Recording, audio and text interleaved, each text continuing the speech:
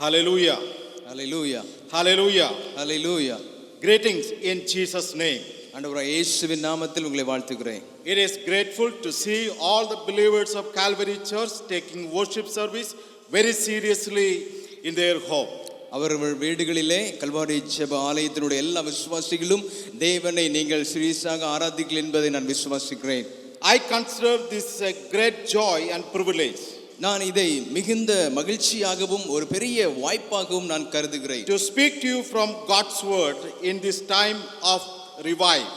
இப்படியாக தேவனுடைய வார்த்தையை கொண்டு உங்களுக்கு நான் ஒரு எழுப்புதலை கொடுக்க விரும்புகிறேன். I thank all the senior pastors for giving this opportunity. இந்த நல்ல வாய்ப்பை கொடுத்த சீனியர் பாஸ்டருக்கு நான் நன்றி செலுத்துகிறேன். It is my prayer for all the members of Calvary Church. இது என்னுடைய ஜெபமாக எல்லாருக்கும் என்னுடைய ஜெபமாக இருக்கிறது. God Almighty is our protector. நம்முடைய தேவனாகிய கர்த்தர் நம்மை பாதுகாக்கிறவர். God Almighty is our provider at this time of crisis. நம்முடைய தேவனாகிய கர்த்தர் நம்முடைய தேவைகளை சந்திக்கிறவராய் இருக்கிறார். Jesus Christ is the same yesterday, today, forever. ஆண்டவராகிய இயேசு கிறிஸ்து நேற்றும் இன்றும் என்றும் மாறாதவராய் இருக்கிறார். Hallelujah. Hallelujah. We live, this world is unstable. இந்த உலகம் ஒரு நிலையில்லாத ஒரு உலகமா இருக்கிறது. We don't know what will happen tomorrow. நாளைக்கு என்ன சம்பவிக்கும் என்று நமக்கு தெரியாது. People are live in struggle, poverty and fear. ஜனங்கள் பயத்திலும் கஷ்டத்திலும் வேதனையிலும் வாழ்ந்து கொண்டிருக்கிறார்கள். With many dreams, desire, they migrated in the wealthy country or city. இப்படியாக நகரங்களிலும் பட்டணங்களிலும் பல எதிர்பார்ப்புகளோடு கூட அவர்கள் வந்திருந்தார்கள். But they had come back homeland with empty handed. ஆனால் இப்பொழுதோ வெறுமையான கைகளோடு கூட காணப்படுகிறார்கள். Lost all their dreams and failed their desire. அவருடைய எல்லா எண்ணங்களும் அவருடைய கற்பனைகளும் எல்லாம் தோல்வியில் முடிந்தது. Live with fear and emptiness. இன்றைக்கு பயமும் வெறுமையும் அவர்களை பிடித்திருக்கிறது. That is the situation today we live. அந்த ஒரு சூழ்நிலையிலே தான் நாம் இன்றைக்கு வாழ்கிறோம். Someone said in this way, ஒருவர் இப்படி சொன்னார், with a simple soap we can wash away this virus. இந்த வைரஸை ஒரு சிறிய ஒரு காரியத்தினாலே நாம் அதை மாற்றி போடலாம். But the medicine yet to find out. ஆனால் அந்த மெடிசினை நாம் கண்டுபிடிப்பது கடினமாய் இருக்கிறது. And we have to pray for this world. இந்த உலகத்திற்காக நானும் நீங்களும் ஜெபிக்க வேண்டும். It is our responsibility to pray for the people, those who are struggling and suffering. இப்படியாக துன்பத்திலும் கஷ்டத்திலும் இருக்கிற ஜனங்களுக்காக நானும் நீங்களும் ஜெபிக்க வேண்டும். Hallelujah. Hallelujah. We are the citizens of this nation. நாம் இந்த தேசத்தின் குடிமகன்களாய் இருக்கிறோம். In our nation we have live according to the standard of this country or nation. இந்த தேசத்தினுடைய அடிப்படையின் காரியங்களின்படி நாம் நடந்து கொண்டிருக்கிறோம். When we study God's word, தெய்வ வார்த்தையை நாம் படிக்கும்போது there is a kingdom concept in the Bible. அங்கே தேவ ராஜ்யத்தை குறித்ததான காரியங்களை பார்க்கிறோம். All through the Bible we can see the concept of kingdom in the Bible. வேதம் முழுவதிலும் நாம் பார்க்கும் பொழுது தேவ ராஜ்யத்தை குறித்ததான காரியங்களை நாம் பார்க்கிறோம். So let me put my heading. இங்கே என்னுடைய தலைப்பை நான் கொடுக்க விரும்புகிறேன். The kingdom concept. இங்கே தேவ ராஜ்யத்தை குறித்த காரியங்கள். In the Old Testament, பழைய ஏற்பாட்டிலே பார்க்கும்போது God Yahweh formed a physical nation through Abraham. Jehovah தேவனாகிய கர்த்தர் ஆபிரகாமோடு கூட ஒரு உடன்படிக்கை ஏற்படுத்துகிறார். God called Abraham, கர்த்தர் ஆபிரகாமை அழைக்கிறார், with the promising that I will make you a nation. நான் உன்னை தேசத்திற்கு அதிபதியாக மாற்றுவேன் என்று வாக்கு கொடுக்கிறார்.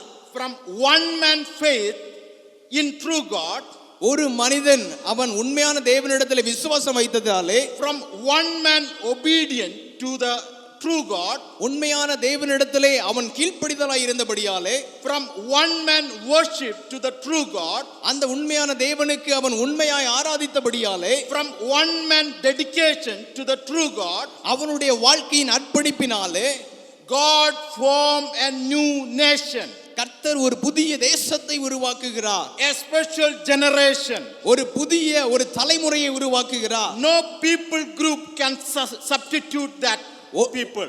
அந்த ஜனங்களை ஒருவரும் மேற்கொள்ள முடியாது. Their culture is different. அவர்களுடைய கலாச்சாரம் வித்தியாசம். Their way of thinking is different. அவர்களுடைய சிந்தனை வித்தியாசம்.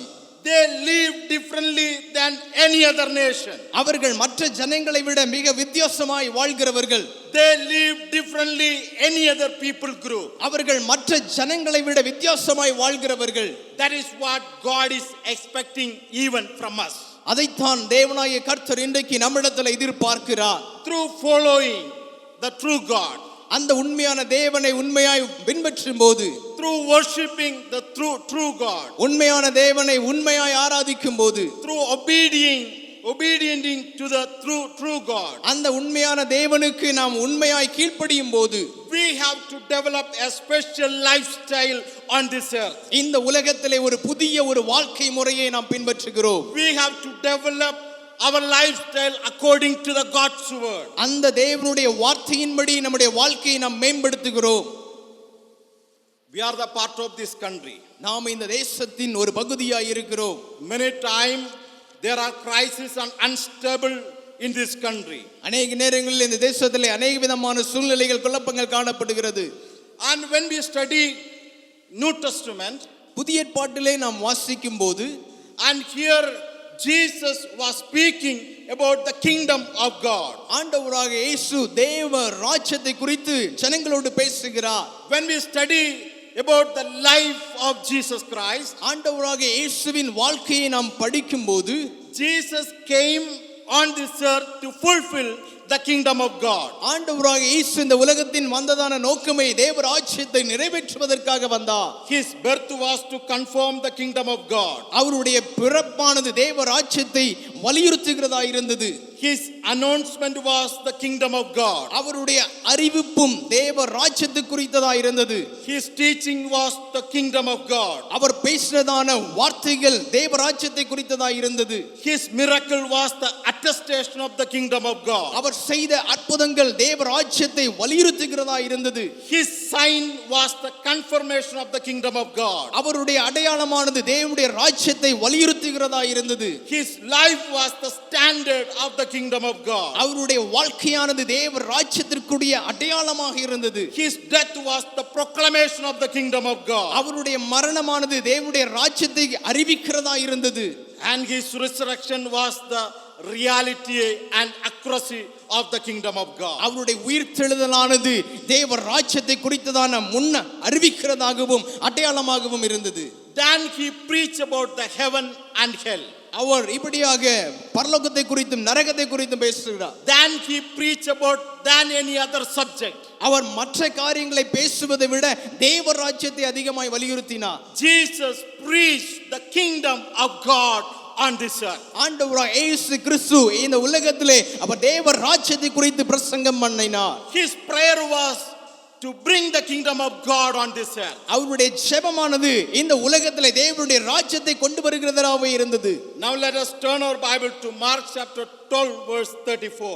இப்பொழுது நம்முடைய வேதத்தை மார்க்கு சுவிசேஷம் 12ஆம் அதிகாரம் 34ஆம் வசனத்துக்கு நேராக திருப்பிக் கொள்வோம். And here Jesus says, இங்கே ஆண்டவராகிய இயேசு சொல்லுகிறார், you are not far from the kingdom of God. நீ தேவனுடைய ராஜ்யத்துக்கு தூரமானவன் அல்ல. The scribe came to Jesus and asked a question. அங்கே ஒரு மனிதன் இயேசுவிடத்திலே வந்து ஒரு கேள்வியை கேட்கிறான். And before that we see that chapter from the beginning.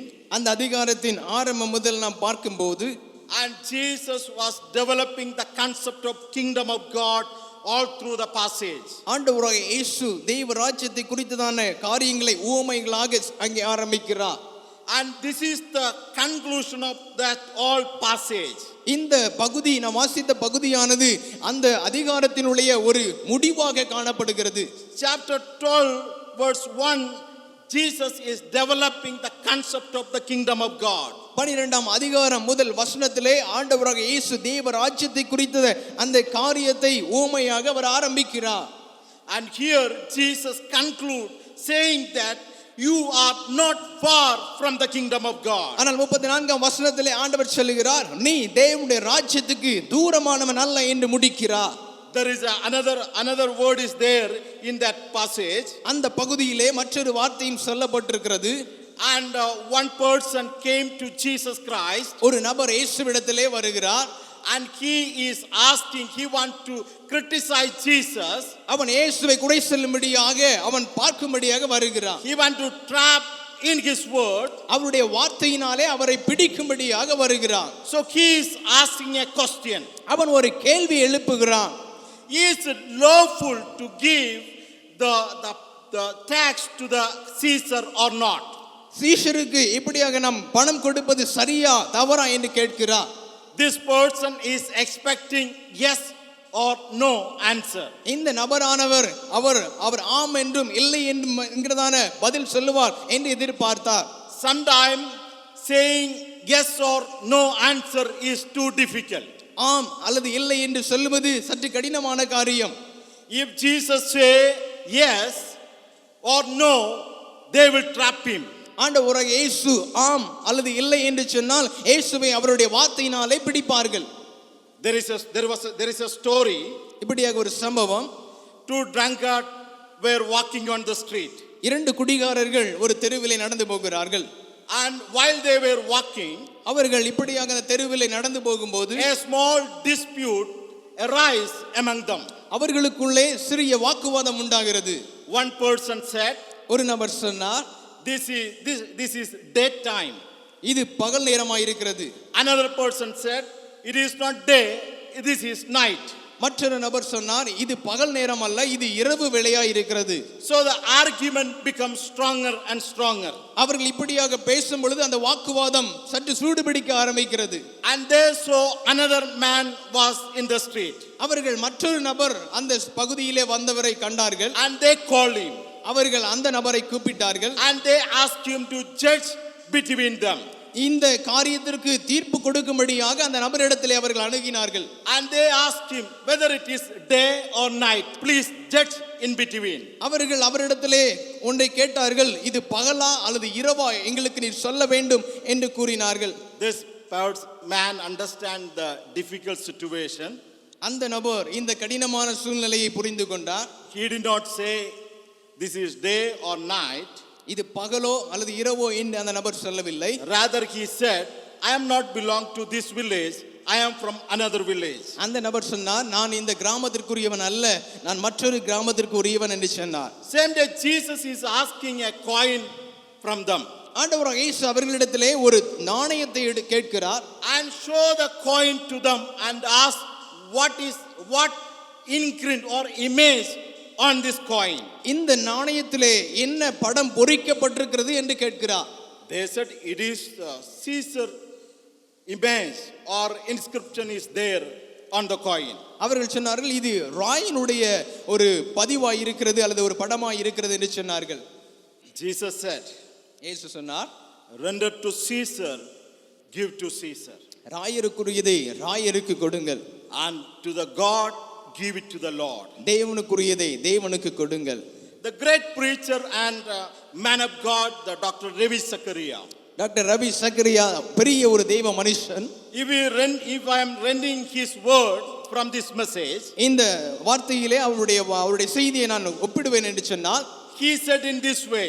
அவர் இப்படியாக ஒன்றை சொன்னார். And that man again asked a next question. அந்த மனிதன் மீண்டும் அந்த கேள்வியை கேட்கிறார். And what is belong to God? தேவனுக்குரியது எது என்று கேட்கிறார். The coin is belong to Caesar. அந்த நாணயமானது ராயருக்குரியது. What is next belong to God? தேவனுக்குரியது எது என்று கேட்டார். And he said, let me put it in my own word. அவன் இப்படியாக தன்னுடைய சொந்த மொழியிலே அவர் பேசுகிறார். And you are belong to God. நீ தேவனுக்குரியவன். And God's image is there within you. உனக்குள்ளே தேவனுடைய அடையாளம் காணப்படுகிறது. So Jesus is developing the concept of kingdom of God there. ஆண்டவராகிய இயேசு தேவ ராஜ்யத்தின் அந்த பகுதியை அவர் ஆரம்பிக்கிறார். And Jesus says you are belong to the part of the kingdom of God. நீங்கள் தேவனுடைய ராஜ்யத்திற்கு உரியவர்கள் என்று சொல்லுகிறார். You are belong to the part of the kingdom of God. நீங்கள் தேவனுடைய ராஜ்யத்தை சார்ந்தவர்கள். You are the citizens of heaven. நீங்கள் பரலோகத்தினுடைய குடிமகன்களாய் இருக்கிறீர்கள். Hallelujah. Hallelujah. Hallelujah. Hallelujah. We are not belong to this earth. நாம் இந்த உலகத்திற்குரியவர்கள் அல்ல. We are belong to the kingdom of God. நாம் தேவனுடைய ராஜ்யத்திற்குரியவர்களாய் இருக்கிறோம். Here when we study verse 30 and 32, 31, 32, 33, நாம் 30 33 வரை நாம் வாசிக்கும் போது the scribe came and asked a question. அங்கே வேதபாரகன் கடந்து வந்து ஒரு கேள்வியை கேட்கிறான். Guru or Jesus, tell what is the greatest commandment? ஆண்டவராக இயேசுவிடத்திலே அந்த நபர் வந்து மிகப்பெரிய பிரதானமான கட்டளை எது என்று கேட்கிறார். And Jesus said the two commandments very prominent that we have to follow while we on this earth. ஆண்டவராக இயேசு அவரை பார்த்து சொன்னார், ரெண்டு மிக முக்கியமான கட்டளை இந்த உலகத்திலே நாம் வாழும்போது அதை நாம் பின்பற்ற வேண்டும். Love your God, உன் தேவனை நீ நேசி, love your neighbor. உன்னுடைய பக்கத்து வீட்டுக்காரன் அல்லது உன்னுடைய நபர் உன்னுடைய அருகில் இருக்கிறவர்களை நேசி. This two was the greatest commandment Jesus taught us in the New Testament. புதிய ஏற்பாட்டிலே இந்த ரெண்டு கட்டளையும் ஆண்டவராக இயேசு கொடுத்திருக்கிறார். Then the scribe was saying, whatever you said is correct. அந்த வேதபாரகன் இயேசுவிடத்திலே சொல்கிறான், நீ சொல்கிற எல்லாம் சரிதான். Then verse 30, 33, 33 நாம் வாசிக்கும் போது மார்க்கு 12 அதிகாரம் 33 வசனம், முழு இருதயத்தோடும் முழு மனதோடும் முழு ஆத்துமாவோடும் முழு பலத்தோடும் அவரிடத்தில் அன்பு கூறுகிறதும் தன்னிடத்தில் அன்பு கூறுகிறது போல் பிறனிடத்தில் அன்பு கூறுகிறதுமே சர்வாங்க தகனம் முதலிய பலிகளை பார்க்கிலும் முக்கியமாய் இருக்கிறது என்றான். Here the scribe conclude in this way. இங்கே வேதபாரகன் இப்படியாக அதை முடிக்கிறார். This is loving neighbor, loving God. இது தேவனை நேசிப்பது, மற்றவர்களை நேசிப்பது is more than all burn offering and sacrifice. எல்லா பலிகளை பார்க்கிலும் சர்வாங்க தகனங்களை பார்க்கிலும் இது முக்கியமாய் இருக்கிறது. The burn offering or sacrifice, சர்வாங்க தகன பலி அல்லது தகன பலி என்று பார்க்கும்போது these two are the highest spiritual ritual in those days. இதுதான் அந்த நாட்களிலே மிகவும் அதிகமாக செய்யப்பட்ட முக்கியமான பலிகளாய் இருந்தது. And the Jewish people think this is the highest ritual that they have to follow in their life. அவருடைய வாழ்க்கையிலே யூத ஜனங்கள் இதுதான் நாம் முக்கியமாக செய்ய வேண்டும் என்று சொல்லி அவர்கள் செய்து கொண்டிருந்தார்கள். Burn offering, சர்வாங்க தகன பலி they do for the remission of their sin. அவர்களுடைய பாவ நிவாரணத்திற்காக அவர்கள் செய்வார்கள். The sacrifice they do for the forgiveness of their sin. அவர்கள் செய்கிறதான அந்த தகன பலியானது அவருடைய பாவ மன்னிப்புக்காக செய்வார்கள். Forgiving their sin, அவருடைய பாவ மன்னிப்பிற்காக, to live eternally, அவருடைய வாழ்க்கையில் நித்திய காலமாய் வாழ்வதற்காக they have to follow these two rituals mainly in the life of Jews. அந்த யூதர்கள் இந்த ரெண்டு முக்கிய காரியங்களை அவர்கள் வாழ்க்கையிலே பின்பற்ற வேண்டும். But when Jesus explained or said about the love towards God and neighbors, ஆனால் ஆண்டவராக இயேசு அந்த ஜனங்களிடத்திலே அவர் தேவனை நேசிப்பதை குறித்தும் மற்ற நபர்களிடத்திலே அன்பு கூறுவதை குறித்தும் அவர் பேசும்போது, and here the scribe says, the man says, and here is the love is the higher than these two rituals. இங்கே அவர் சொல்லுகிறார், அன்பானது இந்த ரெண்டு காரியங்களை பார்க்கிலும் மிகவும் மேன்மையானது என்று சொல்லுகிறார். Based on his understanding, அவருடைய புரிந்து கொள்ளுதலின்படி, based on his conviction, அவருடைய உணர்வின்படி, based on his belief, அவருடைய விசுவாசத்தின்படி Jesus made a statement, he is not far from the kingdom of God. ஆண்டவராக இயேசு ஒரு பெரிய ஒரு வார்த்தையை அங்கே சொல்லுகிறார், நீ தேவனுடைய ராஜ்யத்திற்கு தூரமானவன் அல்ல. Our life of Christianity நம்முடைய கிறிஸ்தவ வாழ்க்கையானது should be beyond the ritualistic that we are going and coming the churches. நாம் சபைகளிலே போகிறதும் வருகிறதான அந்த சடங்காச்சாரங்களை விட மிக மேன்மையாக இருக்க வேண்டும். Our life of Christianity நம்முடைய கிறிஸ்தவ வாழ்க்கையானது should be beyond the life that we are praying as a ritual or reading Bible as a ritual. நம்முடைய வாழ்க்கையிலே சடங்காச்சாரமாய் செய்யாத காரியங்களை நம்முடைய வாழ்க்கையிலே மெய்யாகவே உண்மையாக செய்ய வேண்டும். It should come out through our life. அது நம்முடைய வாழ்க்கையிலே நடைமுறையாக வர வேண்டும். We should have a highest love towards God. தேவனுக்கு நேராக ஒரு மெய்யான ஒரு அன்பு நம்முடைய வாழ்க்கையிலே இருக்க வேண்டும். We should have a genuine love towards our people. மற்ற ஜனங்களிடத்திலும் நாம் அன்பாக நடந்து கொள்ள வேண்டும். Because the concept of the kingdom of God sustained because of the love. ஏனென்றால் தேவனுடைய ராஜ்யத்தை குறித்ததான காரியம் அன்பிலே நிலைத்திருக்கிறது. If the love of God is not there, தேவ அன்பு நம்மிடத்தில் இல்லை என்றால், if the love towards mankind is not there, மனிதர்களிடத்திலே நேசிக்கிற அந்த அன்பு நம்மிடத்தில் இல்லை என்றால், then Jesus would not have come as a man, mere servant on this world. இயேசு மனிதனாக அல்லது அவர் இப்படியாக அடிமையின் ரூபமாக அவர் இந்த உலகத்திலே வந்திருக்க வேண்டாம். Jesus himself, God himself came down on this earth. இயேசு தாமே இந்த உலகத்திலே அவர் இறங்கி வந்தார். That is the highest expression of God's love towards us. அதுதான் நம்மை தேடி வந்த மிகப்பெரிய ஒரு தெய்வீக அன்பாக இருக்கிறது. So the kingdom of God, the concept of the kingdom of God based on love. தேவனுடைய ராஜ்யமானது அன்பினாலே கட்டப்படுகிறது. What is the kingdom? தேவ ராஜ்யம் என்றால் என்ன? It is simply means the rule of sovereignty. அது இப்படியாக ஆளுகையை குறிக்கிறதா இருக்கிறது.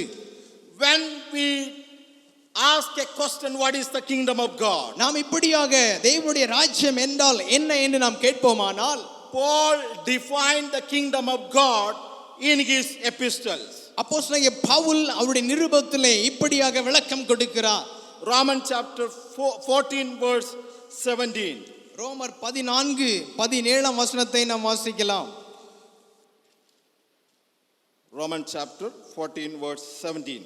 ரோமர் 14:17 வசனம். For the kingdom of God is not eating and drinking, but righteousness and peace and joy in the Holy Spirit. தேவனுடைய ராஜ்யம் புசிப்பும் குடிப்பும் அல்ல, அது நீதியும் சமாதானமும் பரிசுத்த ஆவியினால் உண்டாகும் சந்தோஷமுமாய் இருக்கிறது. Hallelujah. Hallelujah. Hallelujah. Hallelujah.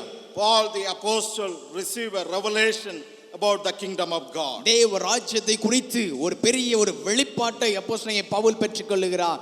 He mentioned first what is not the kingdom of God. அவர் முதலாவதாக எது தேவனுடைய ராஜ்யம் இல்லை என்று சொல்லுகிறார். The kingdom of God is not eating and drinking. தேவனுடைய ராஜ்யம் புசிப்பும் குடிப்பும் அல்ல. Eating and drinking, it is a materialistic or related to our physical life. புசிப்பதும் குடிப்பதும் நம்முடைய சரீரத்துக்குரியதாய் இருக்கிறது. But here he explained what is the kingdom of God. ஆனால் அங்கே பவுல் சொல்லுகிறார் எது தேவனுடைய ராஜ்யம். The kingdom of God related to three things Paul explained there. அப்போஸ்தலனாகிய பவுல் தேவ ராஜ்யமானது மூன்று காரியங்களை குறிக்கிறது. One is righteousness, முதலாவது நீதி, and second is peace, இரண்டாவது சமாதானம், and third is joy. மூன்றாவது சந்தோஷம். Let me put it in this way. நான் இப்படியாக சொல்ல விரும்புகிறேன். Righteousness in the Holy Spirit. அந்த பரிசுத்த ஆவியினால் உண்டான அந்த சமாதானம். The peace in the Holy Spirit. பரிசுத்த ஆவியினால் உண்டாகும் சந்தோஷம். Joy in the Holy Spirit. பரிசுத்த ஆவியினால் உண்டான சமாதானம். We human beings are sinners, நாம் இந்த உலகத்திலே பாவிகளாய் இருக்கிறோம். but we try to be good. ஆனால் நாம் நல்லவர்களாக இருக்க விரும்புகிறோம். We try our level best to be righteous. நாம் நீதியுள்ளவர்களாக நாம் இருக்க மிக பிரயாசப்படுகிறோம். We act so that people say that we are good person. நாம் நல்லவர்களாக இருக்க நாம் விரும்பும் பொழுது மற்றவர்கள் நாம் நல்லவர்கள் என்று சொல்லுவார்கள். The Christian life is not living the way we think that is good way. கிறிஸ்தவ வாழ்க்கையானது நாம் எதை நினைக்கிறோமோ அப்படி நாம் செயல்படுவது அல்ல. It is not building a good character or good habit in our life. இது நம்முடைய வாழ்க்கையில நல்ல பழக்க வழக்கங்களையோ நல்ல குணாதிசயங்களையோ கொள்வது மாத்திரம் அல்ல. The Bible urges or encourages us to live the standard of kingdom of God. கர்த்தருடைய வேத வசனமானது நம்மிடத்தில் கேட்கிற காரியமானது தேவ ராஜ்யத்திற்குரிய காரியங்களிலே நடக்க வேண்டும். The righteousness utterly means being a godliness, be like God. நீதி என்பது எதை குறிக்கிறது என்று சொன்னால் தேவனைப் போல நீ காணப்படு. And imparting the character of Jesus Christ, God in our life. நம்முடைய வாழ்க்கையிலே தேவனுடைய அல்லது யெகோவாவுடைய காரியங்களை நம்முடைய வாழ்க்கையிலே நாம் செயல்படுத்துவதாக இருக்கிறது. When we read Genesis chapter 15 verse 6, ஆதியாகமம் 15ஆம் அதிகாரம் வாசிக்கும் போது Abraham believed in the Lord, Abraham தேவனை விசுவாசித்தான், and he credited it to him as righteousness. அது அவனுக்கு நீதியாக எண்ணப்பட்டது என்று வாசிக்கிறோம். He believed God, that credited him as a righteousness. அவன் கர்த்தரை விசுவாசித்தான், அவன் விசுவாசத்தபடினாலே அவன் நீதிமானாக மாற்றப்படுகிறான். The simple meaning of righteousness is நீதியின் காரியமாக அர்த்தமானது our belief in God, நாம் தேவனை விசுவாசிப்பது, our conviction towards God, நாம் தேவனிலே மேலே நாம் சார்ந்திருப்பது, our submission towards God, தேவனிடத்திலே நம்மை பூரணமாய் சமர்ப்பிப்பது, our whole being coming under the control of Holy Spirit. நம்முடைய எல்லா ஆள் தத்துவத்தையும் பரிசுத்த ஆவிக்குள்ளாக நம்மை பூரணமாய் ஒப்புக்கொடுப்பது. And that means we have to live not the standard of our society, அப்படி என்று சொன்னால் நம்முடைய வாழ்க்கையிலே சமுதாயம் விரும்புகிறபடி வாழாதபடி, not the standard of our morality, நாம் இந்த உலகத்திலே வாழ்கிற ஜனங்களுடைய எண்ணங்களின்படி வாழாதபடி, rather our life should be standard of his righteousness. நம்முடைய வாழ்க்கையானது அவருடைய நீதியின்படி வாழ்வதே ஆகும். That means our life should be the standard of God's kingdom of God. நம்முடைய வாழ்க்கையானது தேவ ராஜ்யத்தை குறித்த அந்த அடிப்படைகளின்படி வாழ்வதாகும். That is the reason while Jesus was preaching to the 5,000 people, எனவே தான் ஆண்டவராக இயேசு 5000 ஜனங்களுக்கு அவர் பிரசங்கம் பண்ணும்போது Matthew chapter 33, மத்தேயு Matthew chapter 33, 6 verse 33. மத்தேயு 6:33 In his powerful teaching, அவருடைய வல்லமையான வார்த்தையிலே செய்திலே Jesus said, seek ye first the kingdom of God and his righteousness. ஆண்டவராக இயேசு சொல்லுகிறார், முதலாவது தேவனுடைய ராஜ்யத்தையும் அவருடைய நீதியையும் தேடுங்கள், அப்பொழுது இவைகள் எல்லாம் உங்களுக்கு கூட கொடுக்கப்படும். The concept of kingdom of God is developing there. இங்கே தேவனுடைய ராஜ்யத்தை குறித்ததான அந்த காரியமானது அங்கே வெளிப்படுகிறது. And Jesus is telling to the people there, ஆண்டவராக இயேசு அங்கே இருக்கிற ஜனங்களுக்கு அவர் சொல்லுகிறார், and don't be worried about your body and food and clothing, உங்களுடைய சரீரத்தை குறித்தும் உணவை குறித்தும் உடையை குறித்தும் நீங்கள் கவலைப்பட வேண்டாம். and seek his kingdom, அவருடைய ராஜ்யத்தை மாத்திரம் தேடுங்கள், seek his righteousness. அவருடைய நீதியை மாத்திரம் தேடுங்கள். We are well intellectual people. நாம் மிகவும் ஞானம் உள்ளவர்கள். We know how to manage things. நம்முடைய வாழ்க்கையில எப்படி நாம் கையாள வேண்டும் என்பது நமக்கு தெரியும். We know how to handle things. எப்படி நம்முடைய காரியங்களை நாம் செய்ய வேண்டும் என்று நமக்கு தெரியும். We ourselves think that we are the highest supreme being. நாம் நினைக்கலாம் நாம் தான் மிகவும் பெரியவர்கள் என்று நாம் நினைக்கலாம். But here Jesus saying that learn from the bird. ஆனால் இங்கே ஆண்டவராக இயேசு சொல்லுகிறார், ஒரு பறவையின் இடத்துல நீ கற்றுக்கொள். And Jesus says, look at the birds on the sky. அந்த வானத்திலே பறக்கிற அந்த பறவையை நீங்கள் பாருங்கள். And you have to learn from them how they are trusting God for each day daily bread. ஒவ்வொரு நாளும் ஒவ்வொரு நேரம் ஆகாரத்திற்கு அந்த பறவை தேவனை எப்படி சார்ந்திருக்கிறதோ, If you want to understand what we are and who we are, நாம் யார் என்பதையும் நாம் எப்படிப்பட்டவர்கள் என்பதையும் நாம் அறிய வேண்டுமானால், first things we have to look upside. நாம் மேலே பார்க்க வேண்டும். We have to learn from the birds. நாம் பறவையிடத்திலிருந்து கற்றுக்கொள்ள வேண்டும். Then Jesus says, you look down. நீ கீழே பார் என்று இயேசு சொல்கிறார். You consider the lilies of the field. நீங்கள் அந்த பள்ளத்தாக்கில் இருக்கிற லீலி புஷ்பங்களை பாருங்கள். We are always self-centered, self-looking people. நாம் எப்பொழுதும் நம்மை மாத்திரமே பார்க்கிறவர்களாக சுயம்வாதிகளாக இருக்கிறோம். In simple way, if we look around, look up and look down, நாம் சாதாரணமாக சொல்ல வேண்டுமானால் சுற்றிலும் அல்லது மேலேயும் கீழேயும் பார்க்கும்போது, then we will know how to trust in the Lord. அப்பொழுது நாம் அறிந்து கொள்ள முடியும் எப்படி நாம் தேவனை சார்ந்திருக்க வேண்டும் என்று. Whatever the situation and crisis come in our life, நம்முடைய வாழ்க்கையில எந்த சூழ்நிலை, எந்த கடினமான சூழ்நிலை வந்தாலும் சரி, if you and me are the part of the kingdom of God, நீங்களும் நானும் தேவனுடைய ராஜ்யத்தின் பங்குள்ளவர்களாய் இருக்கும்போது, and we are not worried about anything, நாம் எதை குறித்து நாம் கவலைப்பட வேண்டிய அவசியம் இல்லை.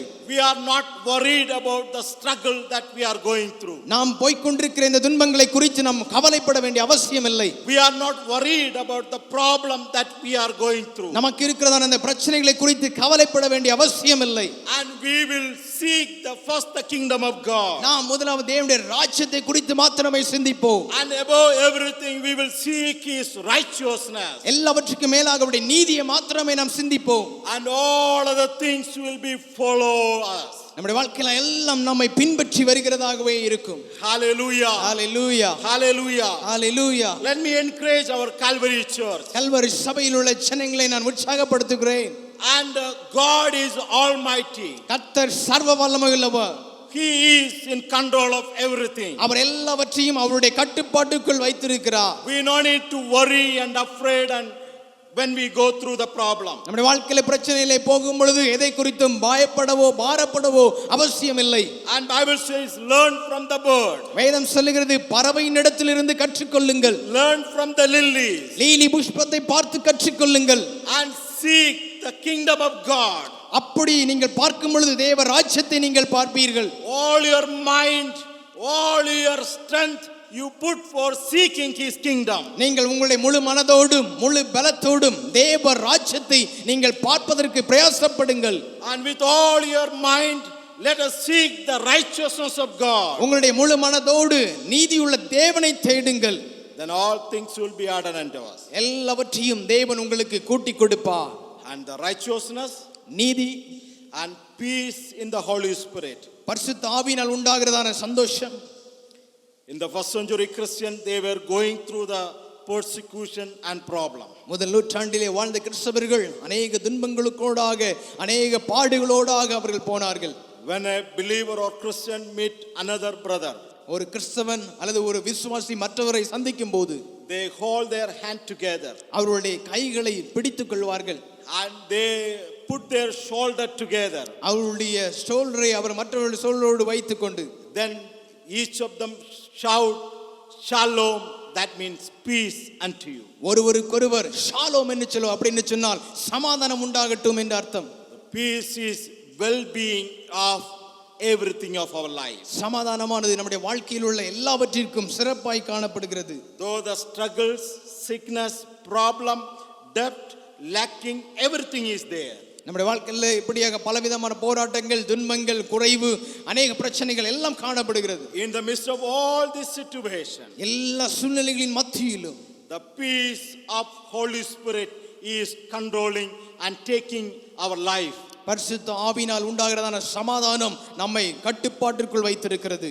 That is the kingdom of God. அதுதான் தேவனுடைய ராஜ்யம். The kingdom of God is righteousness, peace and joy in the Holy Spirit. தேவனுடைய ராஜ்யமானது நீதியும் சந்தோஷமும் சமாதானமும் பரிசுத்த ஆவியினால் உண்டாகிறதா இருக்கிறது. Always peace and joy is the outcome of our life in the kingdom of God. தேவனுடைய ராஜ்யத்திலிருந்து உண்டாகிற சந்தோஷமும் சமாதானமும் அதனுடைய பிரதிபலனாய் இருக்கிறது. When we have all the things, if we don't have peace and joy, our life we spend on this earth will be vain.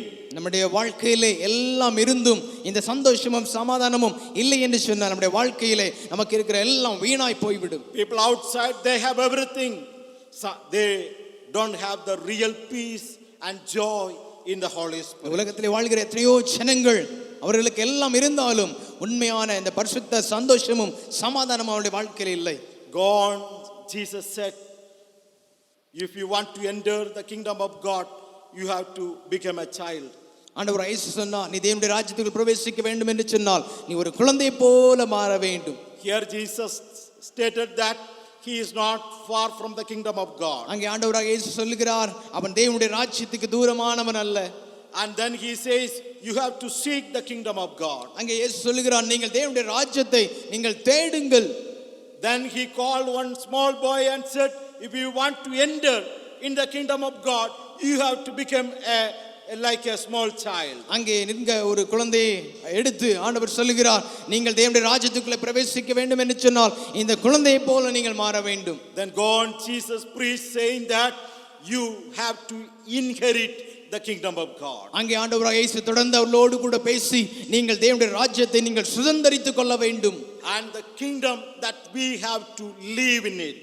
நமக்கு இருக்கிற இந்த தேவ ராஜ்யத்தை படி நம்ம வாழ வேண்டும். Here when Jesus was saying, when we read Mark chapter 12, that chapter, mark 12ஆம் அதிகாரம் முழுவதும் நாம் வாசிக்கும் போது there Jesus is saying, when God appeared to Moses in the bush, இங்கே தேவனாகிய கர்த்தர் மோசேக்கு அந்த அந்த முட்செடியிலே அவர் தோன்றின போது the Jesus says, God said that God of Abraham, God of Isaac, God of Jacob.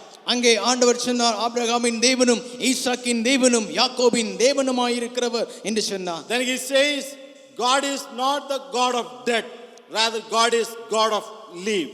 கர்த்தராகிய ஆண்டவர் மரித்தோருக்கு தேவனாயிராமல் ஜீவனுள்ளோருக்கு தேவனாயிருக்கிறார்.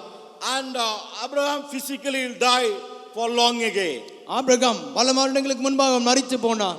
But now Jesus says, and God is not God of dead, rather God is God of live. கர்த்தர் மரித்தோருக்கு தேவனாயிராமல் கர்த்தர் ஜீவனுள்ளோருக்கு தேவனாயிருக்கிறார். And that means, அப்படி என்றால், and Abraham lived in the kingdom of God. Abraham தேவனுடைய ராஜ்யத்திலே அவன் வாழ்ந்திருந்தான். Though he physically died, அவன் சரீர பிரகாரமாக அவன் மரித்தாலும் still he lives in the kingdom of God in eternally. அவர் நித்திய காலமாக தேவ ராஜ்யத்திலே அவர் வாழ்ந்து கொண்டிருக்கிறார். The kingdom of God is eternal. தேவனுடைய ராஜ்யமானது நித்தியமாய் இருக்கிறது. If you want to live eternally, you have to enter the kingdom of God. நாம் தேவ ராஜ்யத்தில் நித்தியமாய் நாம் வாழ வேண்டும் என்று சொன்னால் அந்த ராஜ்யத்திலே நாம் பிரவேசிக்க வேண்டும். That is what Jesus' proclamation and the message in the New Testament. அந்த செய்தி தான் ஆண்டவராகிய இயேசு அவர் பிரசங்கிக்கிறார் புதிய ஏற்பாட்டிலே. You have to come in the kingdom of God. நீங்கள் தேவ ராஜ்யத்திற்கு நீங்கள் வர வேண்டும்.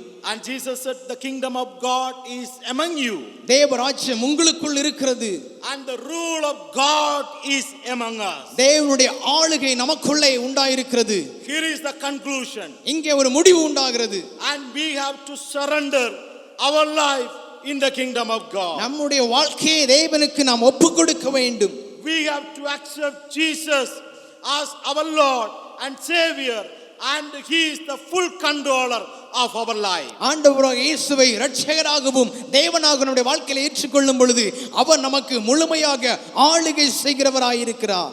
When we surrender fully in the control of Holy Spirit, நம்முடைய வாழ்க்கையை பரிசுத்த ஆவியானவருக்குள்ளாக நம்மை நாம் ஒப்புக்கொடுக்கும் போது we enter into the kingdom of God. நாம் அந்த ராஜ்யத்திற்குள்ளே நாம் பிரவேசிக்கிறவர்களாய் இருக்கிறோம். And then we live forever and ever with Jesus Christ. அப்பொழுது நாம் ஆண்டவராகிய இயேசுவோடு கூட என்றென்றும் எப்பொழுதும் நிரந்தரமாய் நாம் வாழ்ந்து கொண்டே இருப்போம். Though one side the struggles and difficulties are there, உலகத்திலே அநேக போராட்டங்கள், பாடுகள், பிரச்சனைகள் இருக்கிறது. the crises and problems are there, அநேக துன்பங்கள், உபத்திரவங்கள் நமக்கு உண்டாயிருக்கிறது. lacking and inability and weakness are there. அநேக குறைவுகள், பற்றாக்குறை, தேவைகள் இருக்கிறது. Let us seek first the kingdom of God, முதலாவது தேவ ராஜ்யத்தை நாம் தேடுவோம். and let us understand the righteousness is His kingdom. அவருடைய ராஜ்யத்தில் உள்ள நீதியை நாம் தேட வேண்டும். Peace is His kingdom. அவருடைய ராஜ்யத்திலே சந்தோஷம் உண்டாயிருக்கிறது. The joy is His kingdom. அவரிடத்திலே ஒரு பெரிய ஒரு மகிழ்ச்சி உண்டாயிருக்கிறது. Let us take this concept of kingdom of God in our life. அந்த தேவ ராஜ்யத்தை குறித்த அந்த காரியத்தை நாம் உறுதியாய் படித்துக் கொள்வோம். And above everything and above all the matters of our life, எல்லாவற்றுக்கும் மேலாக நம்முடைய வாழ்க்கையில let us seek the kingdom of God and His righteousness in our life. தேவனுடைய ராஜ்யத்தையும் அவருடைய நீதியையும் நம்முடைய வாழ்க்கையில தேடுவோம். May God bless you with this word. ஆண்டவராகிய தேவன் இந்த வார்த்தையின் மூலமாக நம்மை ஆசீர்வதிப்பாராக. Amen. ஆமென். நல்ல பிதாவே, ஆசீர்வாதமான இந்த பகல் நேரத்திற்காக நாங்கள் உமக்கு நன்றி செலுத்துகிறோம். கர்த்தாவே, இதுவரையிலும் வீடுகளில் இருந்து நாங்கள் உம்மை பாடி ஆராதித்தோம், உம்முடைய நாமத்தை மகிமைப்படுத்தினோம். கர்த்தாவே, உம்முடைய வசனத்தின் மூலமாக உம்முடைய தாசனை கொண்டு ஆண்டவரே எங்களுடைய உள்ளங்களிலும் எங்களுடைய இல்லங்களிலும் உம்முடைய வார்த்தையை கொண்டு நீர் பேசினதற்காக நாங்கள் நன்றி செலுத்துகிறோம். கர்த்தாவே, உம்முடைய வசனத்தை குறித்து ஆண்டவரே, தேவனுடைய ராஜ்யத்தை குறித்து நாங்கள் எப்படி தேட வேண்டும், தேவனுடைய ராஜ்யம் எது, தேவனுடைய ராஜ்யம் இல்லாதது எது என்று சொல்லி நீர் எங்களுக்கு கற்றுக் கொடுத்ததற்காக ஸ்தோத்திரம் ஆண்டவரே. தேவனுடைய ராஜ்யமானது கர்த்தருடைய நீதியும் சந்தோஷமும் சமாதானமும் என்று சொல்லி அப்பா நீர் எங்களோடு கூட பேசினதற்காக நன்றி செலுத்துகிறோம் கர்த்தாவே. ஆண்டவரே, நம்முடைய வசனத்தின்படி ஆண்டவரே நாங்கள் கீழ்ப்படிந்து நம்முடைய ஆசீர்வாதங்களை சுதந்திரித்துக் கொள்ள, நம்முடைய வார்த்தைகளுக்கு ஆண்டவரே நாங்கள் கீழ்ப்படிய அப்பா நீங்கள் கிருபை செய்தபடியா செபிக்கிற ஆண்டவரே. அப்பா நம்முடைய வசனங்களை ஆண்டவர் நாங்கள் கேட்கிறவர்களாய் மாத்திரம் இராதபடி ஆண்டவரே அதை நாங்கள் கை கொண்டு எங்களை வாழ்க்கையை அபியாசப்படுத்தி ஆண்டவரே நாங்கள் எங்களுடைய ஜீவிதத்திலே ஆண்டவரே ஆசீர்வாதங்களை சுதந்திரித்துக் கொள்ள தேவனாகிய கர்த்தர் நீர் கிருபை செய்யும்படியா செபிக்கிறோம் ஆண்டவரே. எங்கள் யாவரையும் நம்முடைய அன்பின் கரங்களிலே ஒப்புக் கொடுக்கிறோம். இந்த நாட்களிலே நாங்கள் இல்லங்களில் இருந்தோமை நாங்கள் ஆராதித்தாலும் ஆண்டவரே நீர் எங்களோடு கூட இருக்கிற கிருபைக்காக நாங்கள் உம்மை ஸ்தோத்திரிக்கிறோம், நாங்கள் துதிக்கிறோம் கர்த்தாவே. நம்முடைய வார்த்தை 30, 60, 100 பலன் தரும்படியாக செபிக்கிற ஆண்டவரே. எங்களுடைய ஆவிக்குரிய வாழ்க்கையை நாங்கள் தொடர்ந்து கட்டுவதற்கு ஆண்டவரே, எங்களுடைய வாழ்க்கையை நாங்கள் தொடர்ந்து ஆண்டவரே உமக்குள்ளாக வேரூன்றி நாங்கள் வளருவதற்கு உம்முடைய வசனமானது எங்களுக்கு கிருபை செய்யும்படியாக செபிக்கிற ஆண்டவரே. எங்களுடைய கஷ்டங்கள், போராட்டங்கள், எங்களுடைய உபத்திரங்கள் எல்லாம் எடுத்து போடுங்க. புது வழிகளையும் புதிய காரியங்களையும் இந்த நாட்களில் கர்த்தர் எங்களுக்கு நீ செய்யும்படியாக செபிக்கிற ஆண்டவரே. எங்களோடு கூட இடைப்பட்டதற்காக நன்றி செலுத்துகிறோம். நாமம் தொடர்ந்து மகிமைப்படும்படியாக செபிக்கிறோம். எங்களை ஜபத்தை கேட்டபடி நன்றி செலுத்துகிறோம். சகல துதி கன மகிமைக்கே செலுத்துகிறோம். இயேசு கிறிஸ்துவின் மூலம் செபிக்கிறோம். எங்கள் ஜெபம் கேளும் எங்கள் ஜீவனுள்ள நல்ல பிதாவே, ஆமென். ஆமென். என் ஆத்துமாவே கர்த்தரை ஸ்தோத்திரி, என் முழு உள்ளமே அவருடைய பரிசுத்த நாமத்தை ஸ்தோத்திரி. என் ஆத்துமாவே கர்த்தரை ஸ்தோத்திரி, அவர் செய்த சகல உபகாரங்களையும் ஒரு நாளும் மறவாதே. ஆமென். நம்முடைய கர்த்தராகிய இயேசு கிருபையும் பிதாவாகிய தேவனுடைய அன்பும் பரிசுத்த ஐக்கியமும் சிநேகமும் இன்னும் சதா காலங்களிலும் கிறிஸ்துவின் வருகை பரிந்தவும் நம் அனைவரோடும் கூட இருப்பதாக. ஆமென். ஆமென். அல்லேலூயா, அல்லேலூயா, அல்லேலூயா. கர்த்தர் ஒவ்வொருவரையும் ஆசீர்வதிப்பாராக.